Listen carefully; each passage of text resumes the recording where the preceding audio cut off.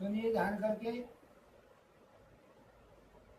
राधे और कृष्ण का नाम सदैव सच्चा है और सदैव सच्चा रहेगा। गोपिकाएं नित्य रोज यमुना जी में स्नान करा करती थी निहंग होकर ही। एक दिन भगवान कन्हैया ने देखा कि ये इस तरह से स्नान करती है, यहाँ पर कोई और भी आ सकता है। इसलिए उन्होंने उनके वस्त्रों को उठाया और उठा करके एक वृक्ष के ऊपर बैठ गए। वृक्ष के ऊपर बैठ गए। वो तो अपनी आपस में बतलावे में लगी हुई थी।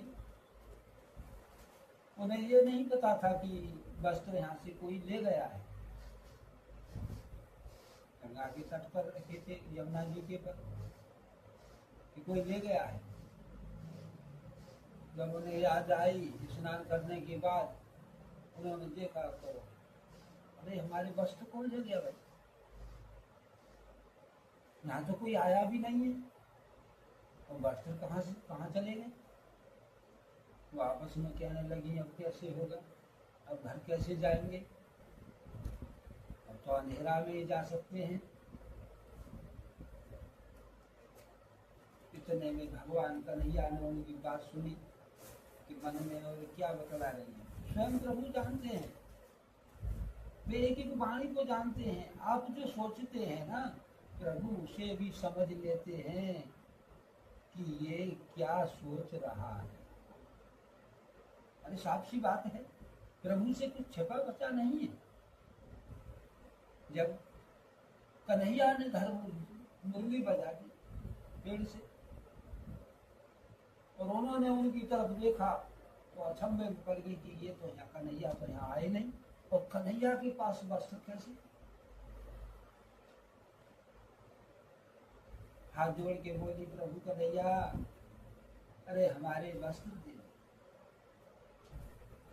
कन्हैया मुस्कुराए और बोले, लो अपने वस्त्र ले जाओ। तो कन्हैया ने कहा, आंखें मीचो अपनी अपनी।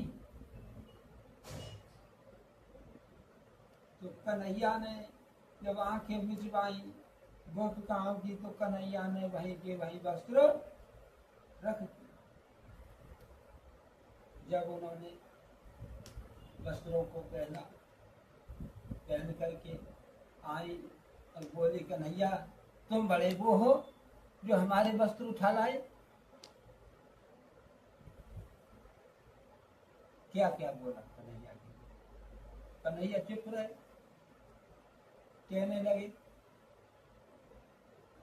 देखो प्रिय, मैंने इसलिए वस्त्रों के लिए उठाया था कि निहंग होकर नारी को खुले में स्नान करना ठीक नहीं है। यहाँ कोई और भी आ जाता, इसलिए छिप करके ही स्नान करना चाहिए नारी को। भगवान कन्हैया की लीला को जो कोई जानता है वो ही मानता है।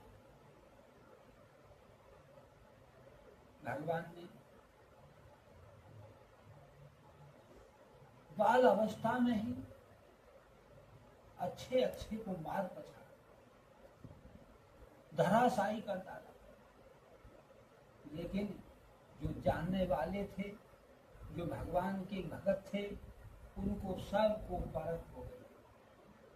देखिए, परख भक्त को होती है भगवान की, भगवान की भक्त को होती है और भगवान को भक्त की होती है। ये ध्यान करने की बात है। पूर्व जन्म में जो मनुष्य गलती करके आए हैं, निंदा करके आए हैं, सता के आए हैं, दोषी बने बैठे हैं, वो आज लंगड़े लूले अंधे हैं। क्यों कि किसी को सताओगे तो उसकी आत्मा एक वज्र के समान है। गोली फेल हो सकती है, गोला फेल हो सकता है, लेकिन परमात्मा की बाणी और आत्मा की बाणी फेल नहीं हो सकती।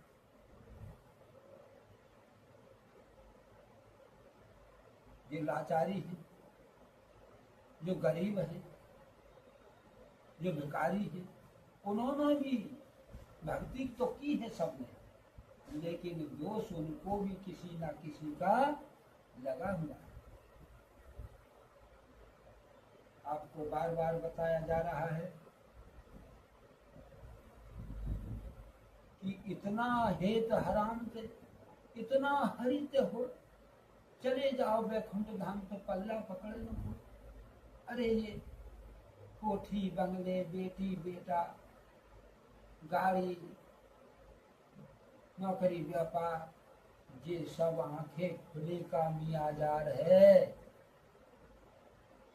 और यदि आंखें बंद हो गई तो तुम्हारा एक झूठा सपना है।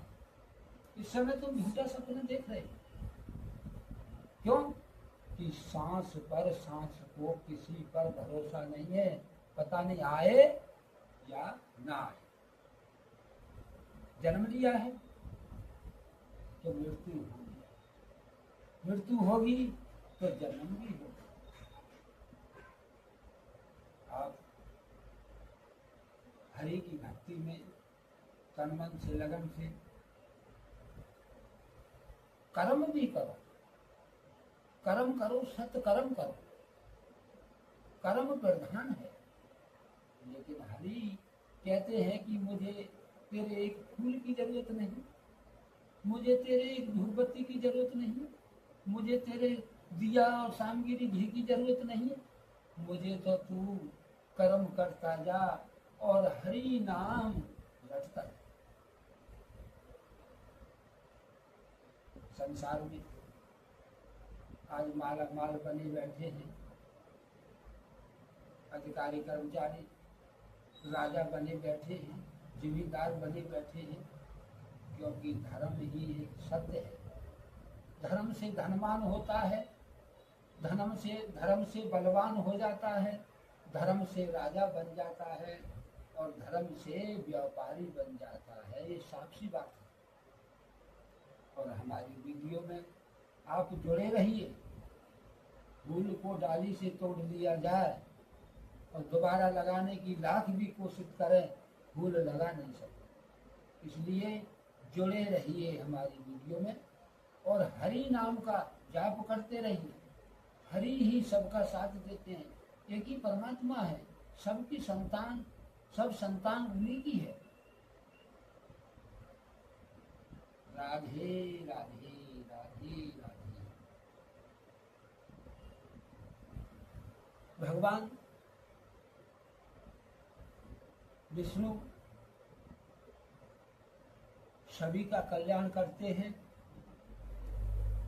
देखिए जहाँ जहाँ भी भीड़ मुसीबत आई है, उन्होंने सबकी रक्षा की।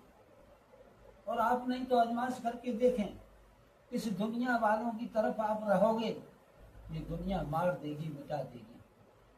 और परमात्मा की तरफ रहोगे तो परमात्मा एक फूल की डंडी नहीं पड़ने देगी। आप सन्न सन्न सो जाते हैं, लेकिन परमात्मा अपने भक्त के कारण सारी रात जागते रहते। तो आप इतना भी नहीं जानते कि कौन हमको सब कुछ दे रहा है। आपकी इच्छा है, आपकी इच्छा के अनुसार भक्त भक्ति कर रहा है और वो इच्छा फल मांगता है तन मन से, प्रभु उसे उसी चीज को दे देते हैं कि मेरा बच्चा ये मांग रहा है।